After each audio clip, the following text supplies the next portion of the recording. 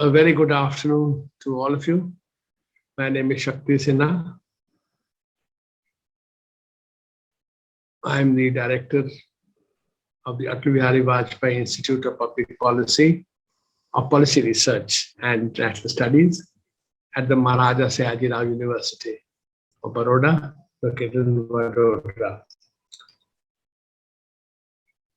Many of you have been participating in our Friday webinars. We do this every Friday because our policy focus is both public policy, so therefore policy in all its respects, and international studies. We do this alternatively. And it's quite picked up a lot on both in terms of IR and on economic governance particularly. We've looked at various aspects of public finance in Kashmir. We've looked at COVID recovery nationally and the international dimensions of it. And we are now picking up. Today's focus, it's a cross theme, I can say, because of course it is on connectivity with India's neighbors. So therefore developments in India's east and northeast.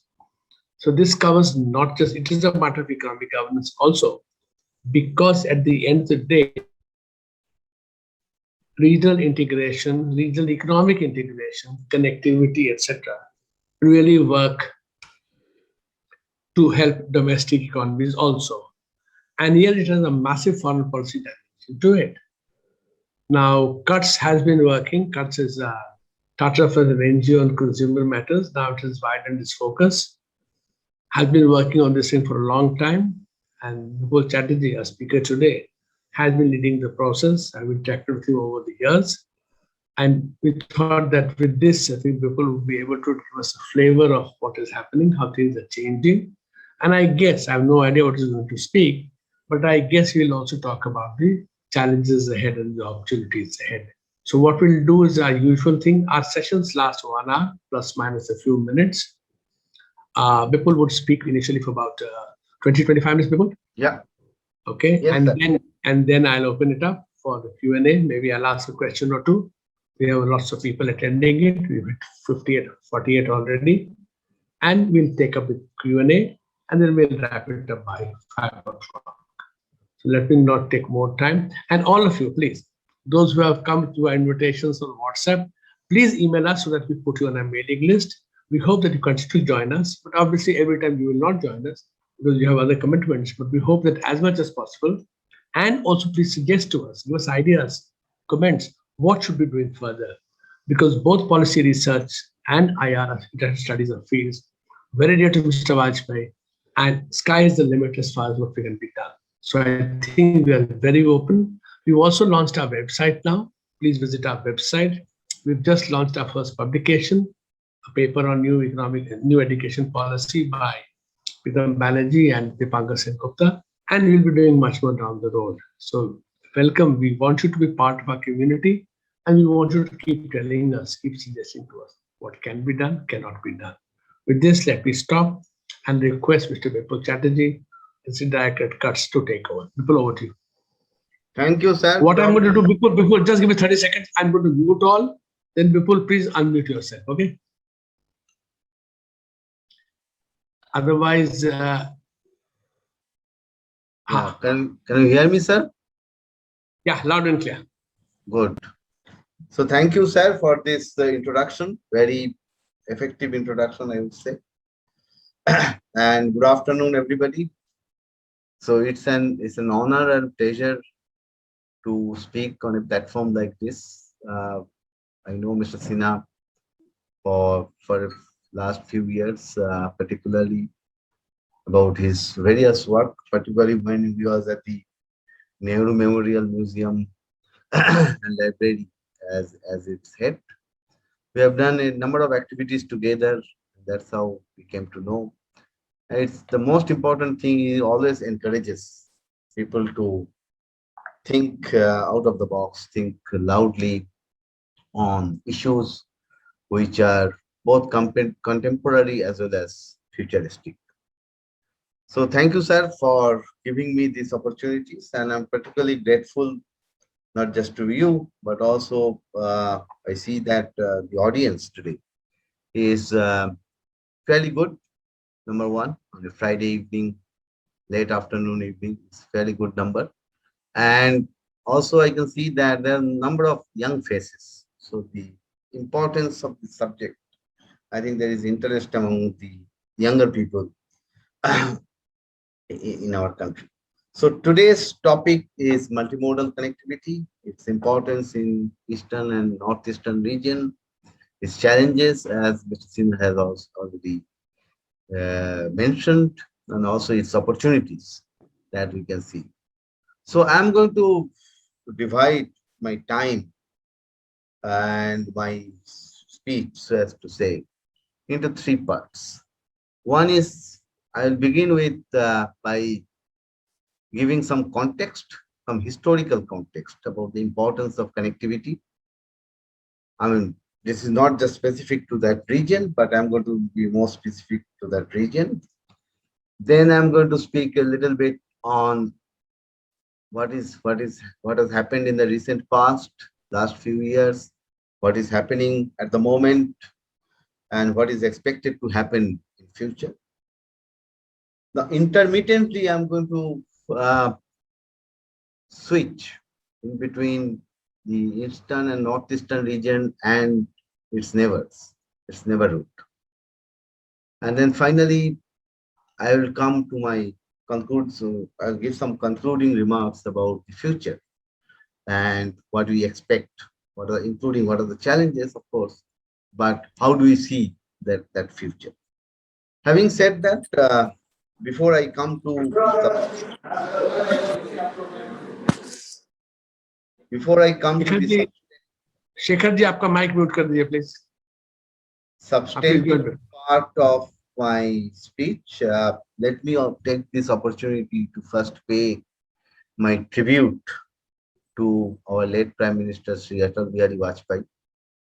And I don't think it's a coincidence. I will not use that word, but connectivity is something which is hugely associated with his vision. He was not just our prime minister, but also a statesman, and his understanding about India is now getting reflected in many of our public policy discourse. So let me, as I said, let me pay my tribute to him as a visionary leader who understood the importance of connectivity for our current and future economic development in particular. And that takes me to my first point, the historical context. If we look at the history as well as economic geography of Eastern Indian states and Northeast India, it used to be a very prosperous region, by the way. I'm talking about few centuries ago. I'm talking about the Gupta period, for example, in Eastern India. I'm talking about the Ahom period in Assam, not today's Assam, earlier Assam, the larger Assam. It used to be a very prosperous region, by the way. And I will give you just one data. At the time of our independence in 1948, just after the independence, Mumbai, now today's Mumbai, the then Bombay, was the most prosperous city in the country. And the second most prosperous city in the country was Shillong. And we have to keep this history in mind. Now, why it was so?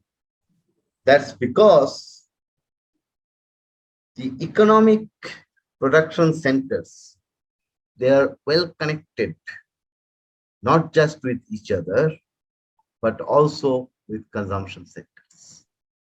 So this connection between production centers and consumption centers, be it railways, like what used to be known as the Bengal Nagpur Railway, which is now Southeastern Railway, or Eastern Railway, even Northeastern Railway, even Assam Bengal Railway, which is present day Assam and present day Bangladesh. There used to be excellent railway connectivity in that whole region. Coming to roadways, we all know about the history of the Grand Trunk Road, GT Road, so as to say. There are many other big roads. I mean, by big, I mean the very important road connectivities in that region, historically. Then the most important means of connectivity was waterways.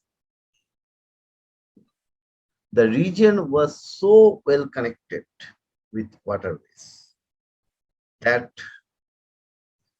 it can be comparable with the waterways connectivity, the two best waterway connectivity in the world. One is the Mississippi Basin, the other is the Danube Basin. And we all know how important the waterway connectivity in those basins for the economic development of those regions. Several regions within the United States, several countries in particularly in Eastern Europe, as well as countries in the Western Europe. So the importance of waterways was very much there, and it is there historically. It was there historically. Much before the Brits came into our country, much before the Mughal period. I'm talking about ancient Indian history, ancient Indian economic history, to be very precise. So this importance of connectivity got disrupted, and huge disruption. First in 1947, 48, 49, 50, during that period, immediately after our independence, then after 1965, the war with Pakistan. Completely, I would say, disrupted. Then we waited for more than 3 decades to realize this importance of Golden Triangle, Quadrilateral project came into being in mid-1990s, and that revived connectivity, particularly road connectivity, to begin with in that region. So you have to keep that history in mind. And I'm not talking about rewriting history. What I'm talking about is to take lessons from the history. We keep on saying, and Mr. Sina and others were present here today, we keep on hearing, not just hearing, we keep on saying that this region is one of the least integrated regions of the world. Why? When I ask, give me some data, and the data comes. This is a cliche that our intra-regional trade, I'm talking about not just South Asia, I'm talking about just this India, Bangladesh, Bhutan, Nepal, this BBI, and our immediate neighborhood on the eastern side. Our intra-regional trade is just about 6-7% of our total trade. But that's a wrong data to quote, in my opinion.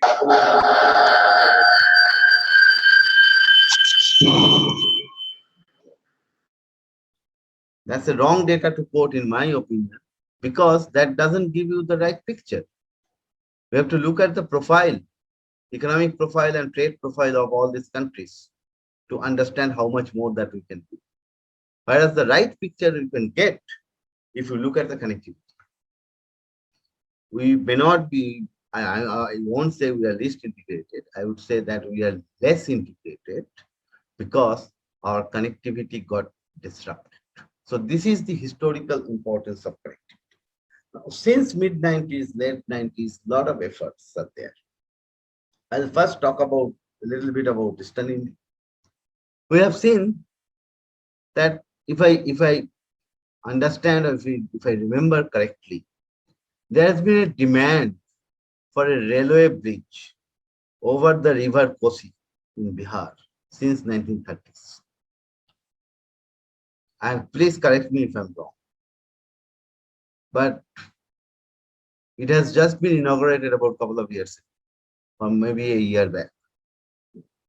Why it took so much time? If I may pose this question, why it took so much time for us to have this emphasis that you cannot do your trade, cannot do your economic activity. And by trade, here I mean not international trade. I'm talking about domestic trade, domestic exchange, unless you have good connectivity in place. Why have we not put our emphasis on improvements of road connectivity, on developing new roads, developing bridges? So when you talk about multimodal connectivity, since over the last 25 odd years, 20, 25 years, we have seen a lot of effort. There are many ways to define multimodal connectivity. And I'll focus on only two aspects of it, given the time constraint. One is to look at the state of various ways or connectivity means, whether it is roadways or railways or waterways or airways. If I compare it, what is happening today or what has happened over the last 20, 25 years, as compared to what has happened in the before that, in the previous period, there's a huge development. In Eastern Indian state, in West Bengal, in Odisha, in Bihar, in Jharkhand, huge amount of infrastructure development work is going on. Of course, the pace is different in different places. And I'd like to particularly emphasize on a new initiative, which has just been, not just been, I mean, it's about a year, which has been undertaken. Eastern Waterway Grid Project. This is going to be a game changer. And normally, I don't use the word game changer because it is too often used and for wrong purposes, almost more or less all the time. Yeah. It has become a bit of a cliche as well. But this Eastern Waterway Bridge project is not just about the river Ganga. There are a number of rivers which are part of this project. Brahmaputra is part of this project. Brahmani is part of this project. And the most important thing, this is not just about river connectivity. It is clearly mentioned in the project document that is going to emphasize on the linkages between river connectivity, river inland waterways, and coastal shipping. And if I look at the, again going back to history, if I look at the Kalinga period, Chola period, it was primarily because of coastal shipping that not only we witnessed economic prosperity in those places, in those regions of our country, but that economic prosperity helped us to develop our soft power. And that soft power is about social and cultural diplomacy. I'm very conscious about using the word diplomacy, that those kingdoms of ancient India used to do, even as far as many small island countries in the Pacific, and of course East Asia, Southeast Asian countries. So this is the importance. Talking about Northeast India, huge development. I just got a message in my WhatsApp about a statement made by the Mr. Reddy in Rajya Sabha today about the amount of development, infrastructure development work which is happening in Northeast India at the moment. Whether it is roadways, I used to visit those places 25, 30 years ago. I can easily compare what it was at that point of time and what it is today. I'm not at all saying that the glass is full. I'm saying, I'll never say that the glass is half empty. I'm saying the glass is half full. There is a lot of things which are happening, which should happen. The last mile connectivity, for example. We have visited even remote places in states like Tripura, Meghalaya, Assam, even Arunachal Pradesh.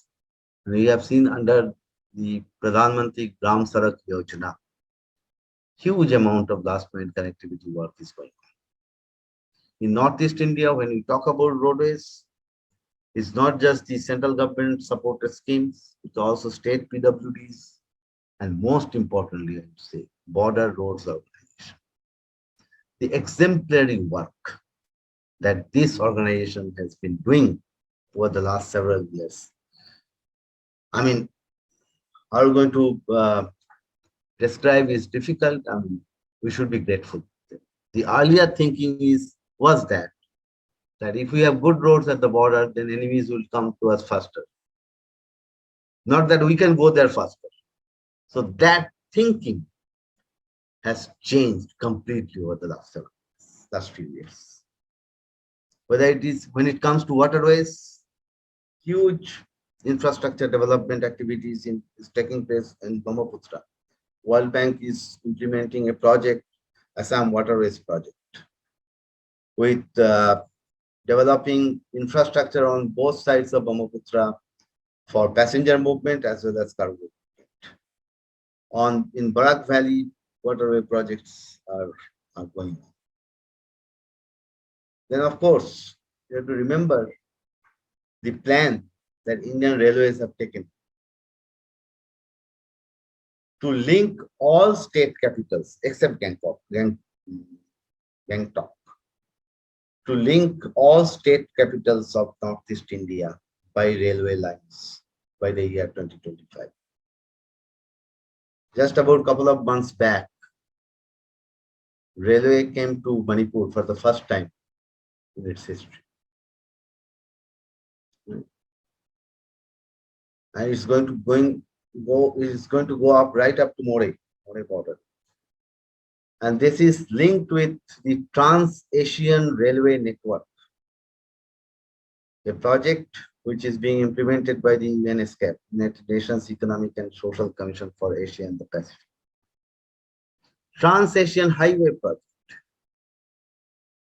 which is covering more or less the whole of Northeast and linking Northeast on the one hand with the mainland India, on the other hand with Myanmar and other Southeast Asian.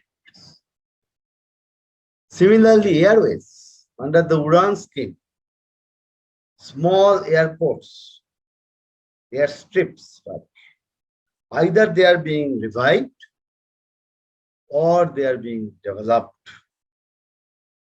all over Northeast and Eastern India. We have seen that. In case of few months back, Darbhanga Airport has just been inaugurated. There's many such smaller airports are coming up. So air connectivity is also getting improved in Eastern India and in Northeast India. Now the question, or not the question, of the issue is that how are we going to leverage all this in improving our connectivity with our neighborhood? And by neighborhood, I mean the three immediate neighbors in our eastern part of the country. Bangladesh, of course, most important. Then we have Bhutan as well as Nepal. I will come to Bhutan and Nepal slightly later. Let me first talk about Bangladesh. Historically, we have those linkages. The linkages, for example, between Chittagong Port and Dibrugarh in Upper Assam, the railway linkage. That used to be the most important railway line in the Assam-Bengal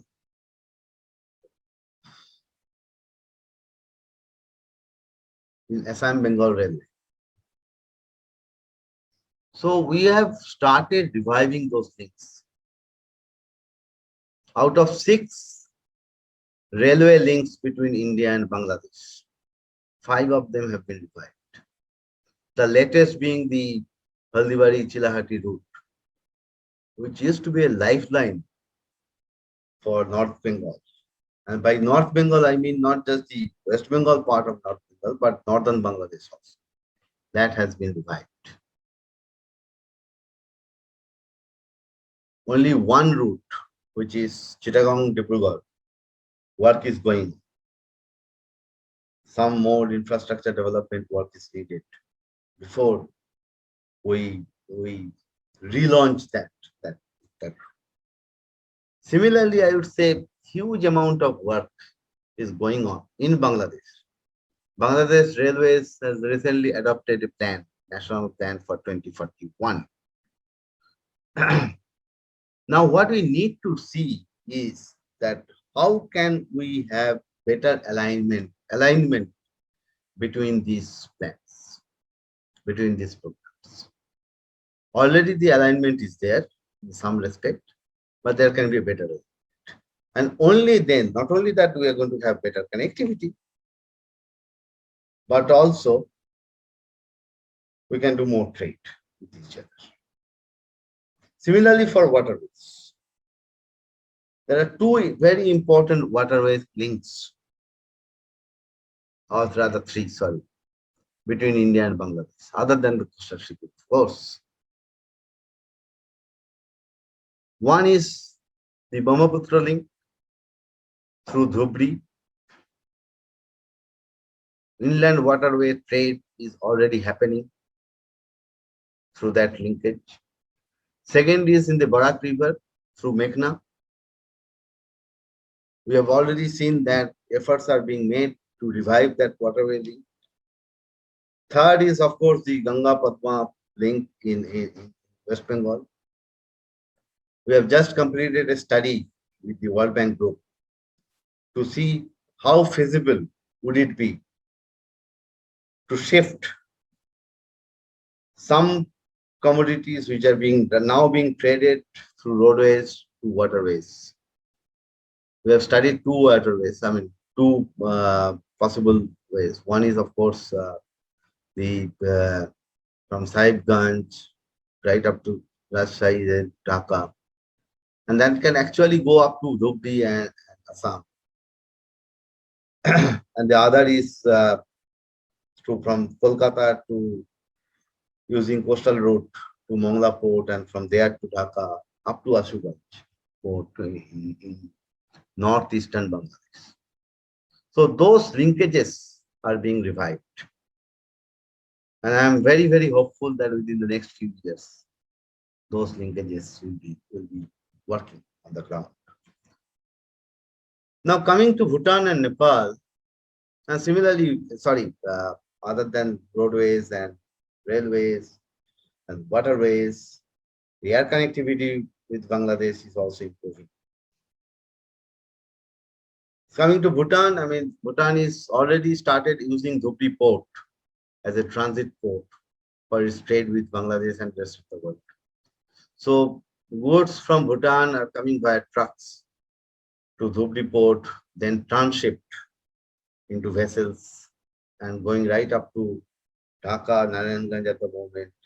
And the discussion is on to have access for both Mongla port as well as for Chittagong port. Nepal.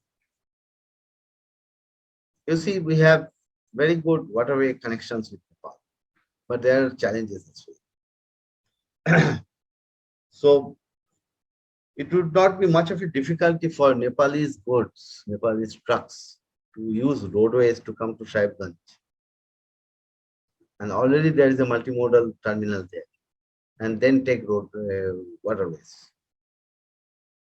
So this is one way of looking at multimodal connectivity. I'll come to my last point, will be the strategic significance of all these initiatives. This is one way of looking at multimodal connectivity. But the more important, I would say, usually by looking at different modes of connectivity, but maybe in silos, different, looking at them as various options. But more important way of looking at connectivity or multimodal connectivity, how can we have linkages between different modes of connectivity? And there comes the importance of multimodal logistic parks. We already have one in Sahibganj. One in Jogigopa in Assam is coming up. There's a possibility of a third one in Northeast India, somewhere in the Barak Valley, somewhere in Karimganj or Karimganj in Silchar area, near that place. Then there are also proposals to have multimodal logistic parks in in Ashuganj in Bangladesh, which is, I would say, which is not very far from Tripura border. Already there is a railway line between Akhaura and Agartala, connecting India with Bangladesh. Ashuganj is not very far from Akhaura. The road connectivity is there. So there is a talk about developing a multimodal logistic park there in Ashuganj.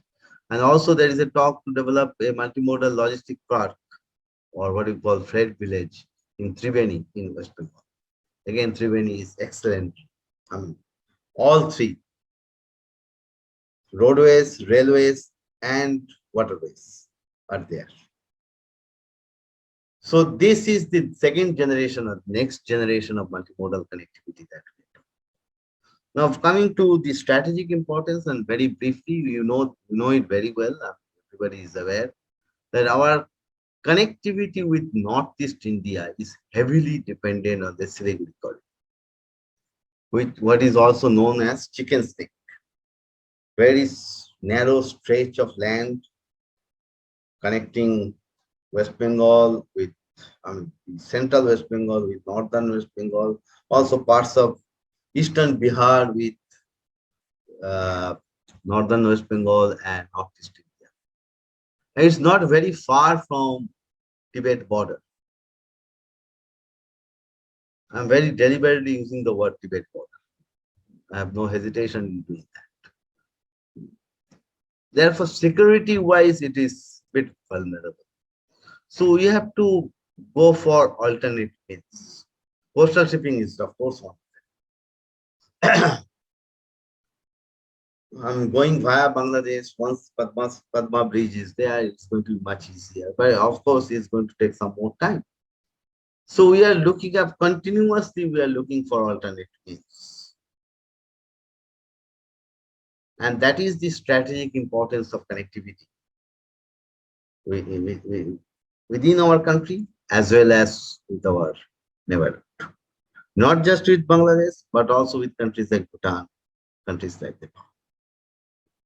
And these initiatives, when we look at it, we look at them together, particularly through maps, then you will see that there are also, let me go back to one of my earlier points, linkages between production and consumption sectors.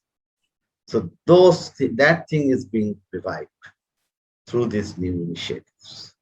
And that is, I think, is the most important thing. What is going to happen then it will be useful in a sense, more useful in a sense that we will be able to use this initiatives, this connectivity initiatives, to develop value chains of various products, particularly agricultural products, fruits and vegetables, products like that.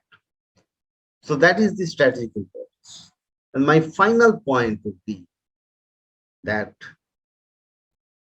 not just these roads or railways or waterways or airways which are happening on the ground, but also the next stage has started happening, which is economic corridor development.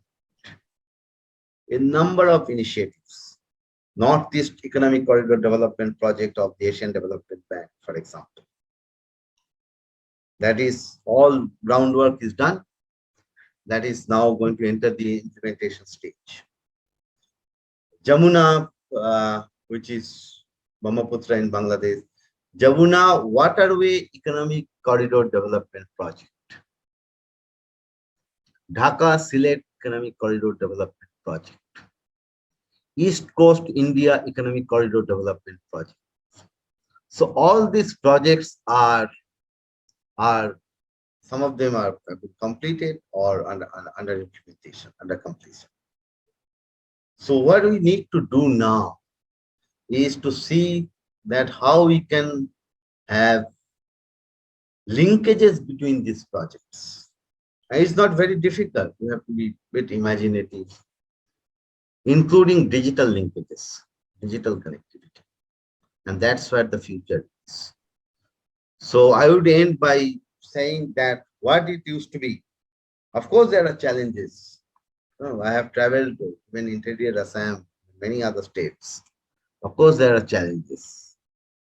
A lot of things needed to be done on the ground for last mile connectivity in particular. But if I look at them, what it used to be in 25 years ago and what it is now, huge changes have taken place, huge improvements have taken place, and further improvements are on the cards. And that's because of the emphasis that now we are giving for the development of Eastern and Northeast India.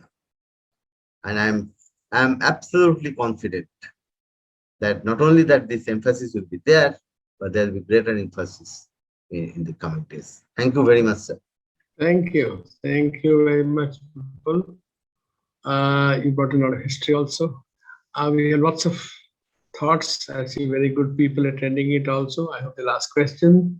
But on the chat box, there are two semi-angry points made from the Northeast. Professor Vijayalakshmi Brara from Manipur University says, roads are terrible in Northeast India. The stretch from Tejpur to Bombila is pathetic. Nagaland highway is also terrible. Haflong is pathetic. That Northeast roads are not built, they're just painted. I'm not going to a point on tap water and drainage. So that's a point she makes. Manisha Sharma, also from Assam, makes the point about the PMGYS implementation. But Manisha, that is slightly outside this. So we are basically talking about interconnectivity, etc. But we have question from Bharat Joshi on when do you see the Kaladan multimodal corridor and trilateral highway seeing completion? So we can answer these. First point of the roads being terrible, highways, including the national highways being terrible.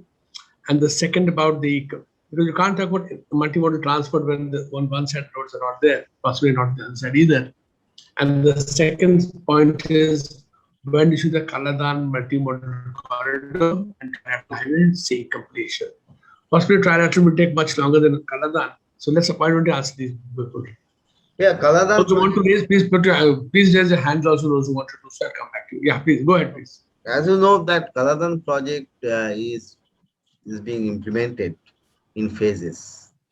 Yeah, a lot of work has already been completed in the Kaladan per se, but the connecting work, road connecting work in particular, that work is still going.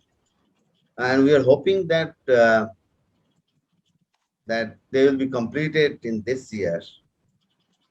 But as a result of COVID and various other developments, I think it's going to take some more time. But the importance of the Kaladan project, it will be more important for states like Mizoram or states like Manipur and also Tripura, other than some parts of Bangladesh. So Kaladan project, there is a school of thought that is going to be a substitute for Chittagong or other deep sea ports which are coming up in those areas.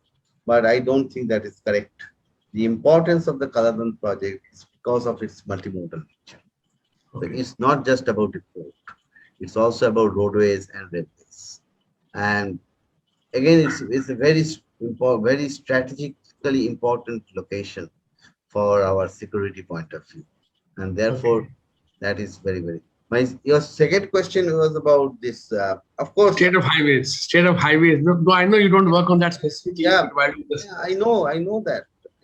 It's not as good as it should be. But at the same time, I would say that I would like to say that the glass is half full as against half full. I'm always an incorrigible optimist. So wonderful. I know that things are happening on the ground and things are going to happen, and we have seen them. I mean, sir, I have a question if you don't mind. Rajesh. I'll come to you. Please raise your hands. I can't see who you are. You see, my point is we can raise your hand and cribbing, not just criticizing. And there should be critique. I'm not at all saying that there shouldn't be any critique. But I don't think we should crib. Yeah. So that's a different thing. Director Sinha, I recognize some people in the thing, particularly Dr. Ambuj Thakur, who was with Dibrugarh University and was looking at connectivity links of the Northeast with Burma. He is now with Chandrakamal Bezbaro College. Now, if Dr. Ambuj Thakur is listening, I would like him to come in and make a comment or so, because he's worked on this particular area. Especially on this, because many questions we have already listed. And Yes, many yes, hands also. yes. Pinku, I'll come to you. Ravide, I'll come to you. Yeah. And my internet is breaking down. So you mentioned some name, right? Dr. Ambuj Thakur. Please go ahead, Dr. Thakur. A very good afternoon to everyone. Thank you, sir. And I would like to congratulate the speaker for his excellent presentation. Well, when we are talking about connectivity, of course, as of now, we cannot dissociate or disengage connectivity with our geopolitical situation. Right now, well, I would like to say that in 2019, I was a part of this, UGC-sponsored delegation. We undertook a road journey from Imphal to Yangon, and it was then that, and besides that, I have been to a number of places in the border areas of the Northeast and happened to see the state of the connectivity projects there.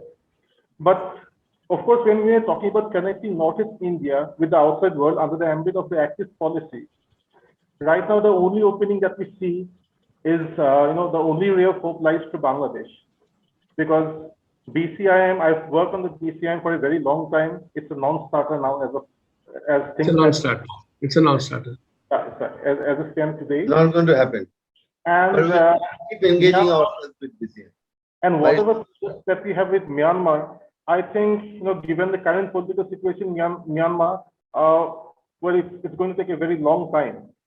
But when we're talking about connectivity within the Northeast, I think, well, speaking about Assam, I can say that the government of Assam and government of India, they've done quite a good job. Yes, a lot needs to be done, I accept. But, now I'm teaching in a rural college in Upper Assam. It's a totally rural area. I can see that places where there were no roads, even 5 years back, we have roads, totally made out of concrete blocks. Ambulances are easily accessible inside these rural areas, and the government subsidy scheme. Well, I'm not a spokesperson for any political party or for any government in particular. It's all right. I'm a researcher. Dr. Thakur, I think you made your point. We have lots of questions I want to That's address. the point. No, Mr. Sinha, that's the point which I also wanted to make. No, I agree. The glass is half full. It's a good point Dr. Thakur is making, that yes, it's obviously lots to be done, but things are happening. Is that what I get from Dr. Thakur, right? And there are issues in Myanmar that we have to accept, but there'll be problems. Exactly. Well, internet connectivity is what I'm talking about, sir. That is what we need at the moment. And for the Brahmaputra, I think restarting the waterway project, it's going to be very difficult because of the huge siltation issue. Until we address that, and the dams problem in China, in the Yarlung Zangpo section, we cannot really go ahead. Thank you. It's all right. I think there's so many questions. Those technical issues are also being looked into. I mean, about navigational issues, including. So I'm on that only. I have a lovely question from Mr. Captain Ravide, which talks very specifically on this point itself, that depths, currents, and security in our rivers, National Waterways 1, National Waterways 2, and in the Indo-Bangla Protocol route must be addressed. River training and appropriate berth facilities with correct turning circles for trucks must be developed. Hubs must be developed. Hubs are not yet developed. I think, Ravi, I'm sure people will agree with that. It has to be done, absolutely. But you also know, Ravi, that the trouble with river training is that it causes siltation somewhere else. So you solve a problem at one point, you do end up creating problems elsewhere. So unlike European rivers which are perennial, ours are not. I would like to add to what you have said, sir. Please. Both IWAI, Inland Waterways Authority of India, and BIWTA, Bangladesh Inland Waterways Transport Authority, they are working together. And this is a very good example to showcase. of two different government agencies from two different government agencies from two different countries, neighboring countries, Okay. working Right. together along with World Bank and the Asian Development Bank to look into all these issues. Now, In the- before I ask Pradeep Purohit to ask a question, Chandrasekhar has a question that how do you see the project prospects of connectivity Southeast Asia, which you have partly mentioned, but the second part is a question I really like. Curious to know more on digital connectivity in the northeastern region. Sorry? Can you repeat? Digital connectivity. Digital connectivity. Digital connectivity is, as you know, there is internet connection is still a very much of a challenge in Northeast. Now things are improving because of that cable line which has come from Chittagong, Tripura, and now that is the basis, that is the beginning, and now broadband connectivity is being expanded in Northeast region. So it's going to take some time. I'm looking at a horizon of at least 5-6 years to have good broadband connectivity in all over the Northeast. But the new technology has also arrived. By the way, it's slightly expensive at the moment, but over time this expense is going to come down. That is satellite broadband. Okay. Yeah. So Good. what I'm saying that I may sound a bit lunatic, if I may call myself, for the time being, but I'm taking you back to 1995 when first time the mobile technology came to India. Oh, no, but it's so expensive. People are not going to use it. People will not be unable to use it. Not everybody is. And internet. So over time, I mean, this satellite broadband is going to revolutionize the connectivity, digital connectivity in all over the world, not just in our country. Okay. And we have to start our preparation, our mental preparations from now. Pradeep Purohit, could you go ahead with your question? Please unmute yourself. Go ahead with your question. Yes, thank you, gentlemen, for spreading the positive developments about the multimodal transportation or connectivity situations of East and Northeast in particular. But I would like to throw some light on the ground realities that whatever big projects that we have taken up, the multimodal connectivity or any big development as far as these waterway connectivities that we are talking of have made any headways. Like the Indo-Bangladesh Protocol route, which was signed maybe 40 years ago, still, do we have much of a transportation taking place from Kolkata to Assam by this protocol route? No. Why in 40 years this could not be developed?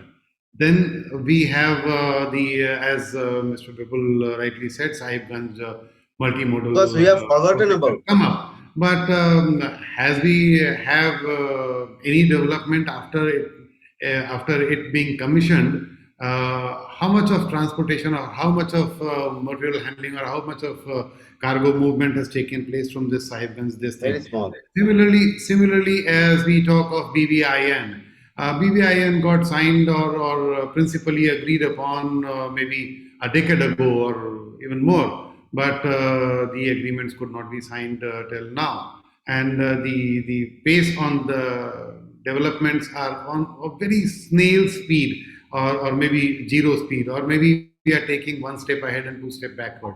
So why is this happening and what needs to be done? Who will be doing it? These are the three pertinent questions that we need to answer on today. And if we are ready, if we are really interested in answering these three pertinent questions as on date, then we will be having some future developments, whether we call it Kaladan project or we call any other multimodal project. These will fetch no new results. As we have received results of protocol route of Bangladesh or BBIN or Sahibganj, we will get results of similar results out of Kaladan or the other new projects that we are looking to be very optimistic about. Good, I agree. So, Bipul, I would request you to answer Mr. Purohit, and then there are many Yeah. questions in the chat box. Can I address them one by one to save time? I agree with you that very little developments have taken place, even after having all these thoughts, all this. But why is it so? Because we have forgotten about it. Either we have forgotten about such things like the India-Bangladesh protocol routes, or we haven't given any push.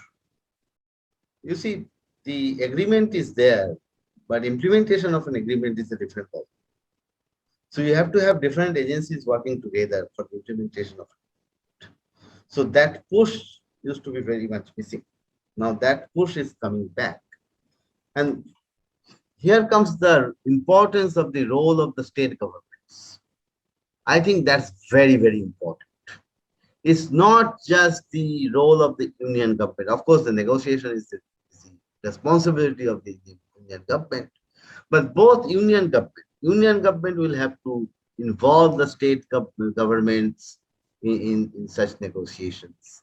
And similarly, vice versa, state governments, they have to also make demands before the union government that, look, these are the things which are our lifeline, and they have to be revived, improved, expanded for better prosperity of our region. Unfortunately, I have no hesitation in saying this. For too many years, for too many decades, in fact, there is absolutely no emphasis for making our northeast and eastern region a prosperous region. So we have to make them a prosperous region for the peace, security, stability, and prosperity of this region. Connectivity is the most important pillar. So that is what I'm trying to underline again and again. So people, for Nisha Yes, sir. Saini downloads a number of questions. If you open the chat box, you There can are too quickly many. start taking them one by one. You know, give them 1 minute answers. Give them 1 minute answers, but they deserve an answer. They've been paying it, so it'll be good to quickly. From Nisha Saini downwards, she talks about Sir, in my the whole sustainability. education life, I have not answered so many questions. So let me see. Gopala, do it now. So do it today. It's a good beginning. Never too late to start. Okay, let me see them.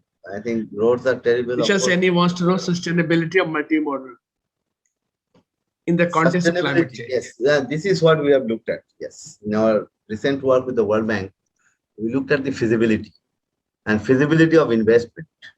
And we have found that they are feasible. And how can they be made sustainable, not just feasible in a static sense? We have also looked at a long-term horizon over the next 20-25 years. And we have found that with little bit of investment, not too much of, little bit of investment, few $1 million, not billion, they can be made sustainable over a period of time. So let me see the other question. Yes, navigation is an issue. Bharat Joshi wants to know, can we have private sector participation in regional connectivity projects? Yes, very, very important point. You see, one of the reasons why regional cooperation is not successful in this region, in our part of the world, is because it's too much government driven. And historically, private sector has not taken much of interest in regional cooperation for several reasons. It's very difficult to do trade with Bangladesh, for example. The time and cost of doing trade with Bangladesh is much more than, for India, is much more than the time and cost of doing trade with Germany. And this is the data we have worked on. Yeah. Now, and there comes the importance of the BBI and motor vehicles agreement. Unfortunately, it's still on paper. I mean, the agreement has been signed. The protocols are yet to be signed. We hope that, well, Bhutan is not yet part of it. And I mean, COVID has changed the scenario in a significant manner. But we hope that is going to be implemented soon. But if Nepal is also not there, I mean, Nepal has some certain reservations. But if Nepal is not there, then my guess or my hunch is that Bangladesh and India, they are going to start implementing the agreement. And motor vehicles, roadways, and Bangladesh and India is also, they have the coastal shipping agreement, and they are now talking about a multimodal connectivity. Can we ask Dr. Vijayalakshmi Brara to ask? She wants to add something to what I asked a question. Vijayalakshmi, would you like to say something? No, for the timing, I guess.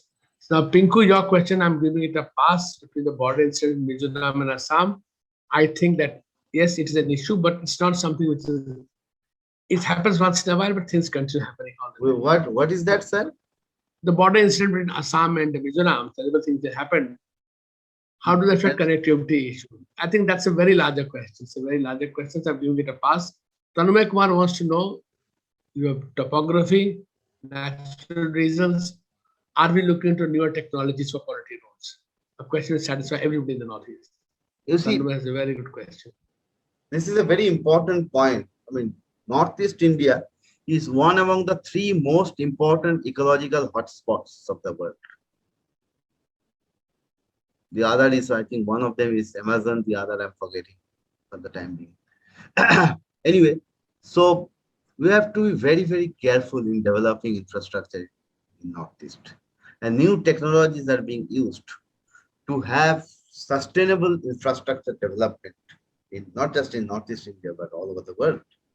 And fortunately, now India is in a position to access those technologies in a much faster manner than what it used to, because of the of our better economic strength than what it was 30 years ago. So that's one point. Second point is, Northeast is not suitable for big industries.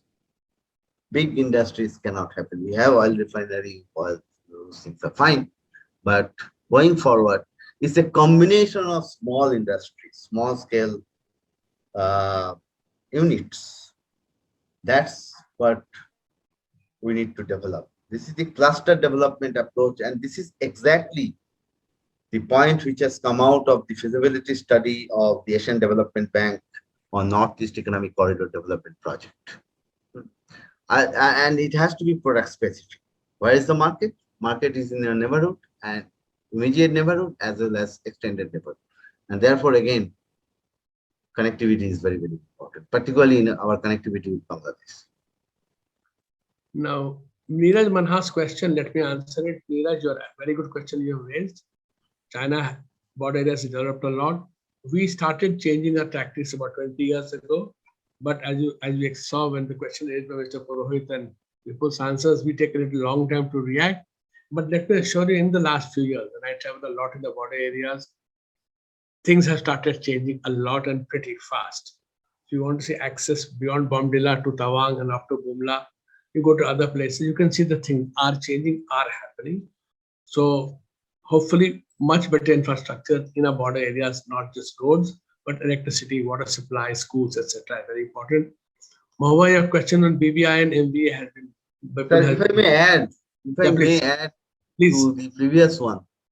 You see, I'll give you an example. One of the finest products that I have tested is QUI, and that is produced in Arunachal Pradesh. But it's so difficult to transport them to other parts of Northeast and to mainland India. In fact, it is less costly to transport kiwi from New Zealand than from Arunachal to New Delhi, by the way. Fine. But Very good. kiwi wine is an excellent product.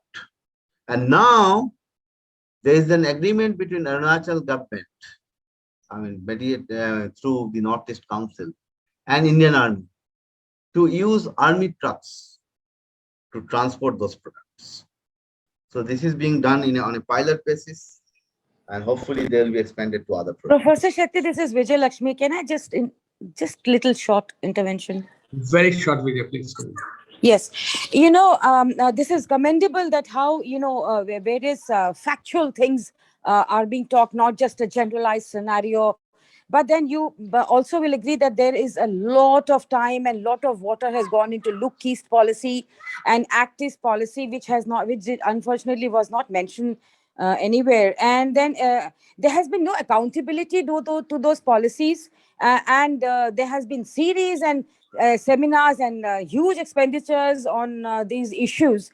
And as if it was a joke, as if, okay, let's leave it aside, let's start anew. So this whole attitude, towards Northeast. And anyway, what is Northeast with this Assam, Mizoram killing each other? I don't even see Northeast today. So, and secondly, and thirdly, this whole connectivity. I also did a project, it was published by Sage on this connectivity with Burma and with Arunachal and China, whatever, Tibet, what you say. The whole thing is also we keep forgetting that we also are involving people in connectivity. It is not just roads. It is not just infrastructure. But what about people? But people we always see from the security point of view. Aise nahi chalega na. We have to see also the cultural, amalgamation, the cultural, islands, the cultural similarities, things. But primarily, I want to say that, absolutely no accountability to their actist and lookist policy. What do you have to say to that? No, there are 3 points. Broadly, there are 3 points. I agree with 2 of them. The first one, that I won't say there is no accountability. I will say that it is our responsibility of civil society organizations and think tanks to make governments more accountable. And by governments, I mean both union government and state governments. I also agree with you that all these things have to be looked at in the context of people-to-people connectivity as well. And Border Huts is an excellent example. We have visited those places. People are happy on the ground, on both sides of the border. And that initiative is being expanded in various other parts of Northeast India. But I'm not agreeable with you. I don't agree with you on this second or the middle point that Northeast is not Northeast. I mean, we shouldn't say such things. That's my humble request. But sir, that's of course a much larger issue, the point she raised. But they're trying to access Manipur, where she is, via Nagaland. There are issues which crop up again and again. So there are issues in treating Northeast as one undistinguishable whole. We must recognize individual characteristics and individual issues. I think that is a valid point. Of course, we're not India. We're not India. Agastya, your question, it's been talked about a lot, the chicken stay connect problem. Now with connectivity through Bangladesh happening and picking up, it's taking time, but it's picking up. And with thinking in Bangladesh, seeing itself as a recipient of raw material from the Northeast, processing it and selling it in Northeast in India, Bangladesh as the hub of Northeast India, that is changing. I was just eating a potato chip called Patata, made by this Bangladeshi company, available all over India, the set of factory in India. I think hopefully things can change in those lines. Now, Anusha Jha's question is about regional imbalance in Northeast, secessionist movement. Secessionist movement, touch wood, has been coming down. Things are not the same. But if I've done some research on the 90s and now, I think secessionist movement can really has faded out quite a bit there. Multi-sectoral projects will tackle imbalances, but as we discussed, and you saw Professor Barara's very strong points, it's taking a long time. There's anger, and therefore I think these have to be stepped up. I'm purposely rushing through it because we're running out of time. Gayatri Rajpurohit says, recently G7 proposed Build Back Better initiative. Absolutely. At the G7 meeting, how far this initiative will help directly or indirectly India? That's a very, very good point, I think. How does India leverage onto the G7's Build Back Better? In other words, can you show an alternative to the BRI for countries to get involved? I think that is something which all of us, I think, agree with. Right before, I think you would also agree that obviously we'll have to now make it into a viable thing rather than talking about it. The trouble with many of the initiatives is there's a lot of talk. There's lots and lots of talks and not enough. I think we have to move out to be moving on to there. Yes, I agree with you. And I'll compare the data, 2014 data with 2019 data of India's development partnership initiatives in our neighborhood. I mean, data. Thank you, Neeraj, for reading my book. Thank you, Neeraj, for reading my book. And I think we've had the basic thrust is to Bipul to wind up now. Unless you want to add something, don't add a few sentences before I wind up. No. I mean, it's already Friday evening. No, we are working people. We like to work. We like to study. Friday evening, the fact that but can you imagine at this stage we still have more than 85% of our audience? So I think it means that people understand that this is a serious issue. Absolutely. That though there may have been some changes, that though the pace of implementation has picked up, there's no doubt about it. And this is not a partisan statement. The pace of implementation has definitely picked up. Things we talked about for 20 years, now you can see them coming into it. But the fact is, it takes us so long on many of these issues because the inability to get different parts of the whole working together, not just the central government and the state government, but agencies within this government themselves, and that you have agencies outside the government also, outside government of India. In other words, the foreign governments involved. So there are capacity issues on all sides. Dr. Brar is right to point out the people's issues which need to be addressed. So the complexities involved are quite a bit. We have in the past tied ourselves in knots, which is why it's sometimes difficult to untie these knots. But I think with constructive criticism, with greater pressure from civil society organizations, from think tanks like CUTS, from others also, of course, not just CUTS. CUTS has done very good work with others also. And we shall be hearing next month a discussion on the Sambandh project run by another think tank, which basically deals with a lot of connectivity issues in India and Nepal. Again, very serious issues, So, I mean, we want, as a young upcoming think tank in Baroda, we want to bring these issues on the table, whatever little convening power we have, so that, each of us working separately is not good enough. But I think working together and creating this kind of pressures by making the issues out, people understand, yes, something is being done, but lots more has to be done. So we can't start declaring victory too early. I think we have a long, long way to go, whether it's rail connectivity, road connectivity, water connectivity, the complexities involved, the environmental factors involved. You can't declare a river as a national waterway if the river is silted up because we have built dams at the wrong places or not trained the river enough, etc. As an example. And then there are the software issues. The fact that documentation at borders is not easy. The fact that banking facilities, India to Myanmar transactions have to take place via 3 different banks in 3 different countries. A simple export-import invoicing. So, these are real issues which we are facing, but you cannot rise to be great power if you are not in very comfortable relationship in terms of economics, in terms of social, and in terms of political connectivity with these countries. So let me thank Mr. Bipul Chatterjee, the Director CUTS, for his very detailed and specific presentation and for infusing a sense of hope that, yes, don't just see the glass which is not full. Look at the fact that the emptiness part of it. Look at the fact that it's getting more and more full all the time. I think this is what we want. So thank you, ladies, gentlemen, very much.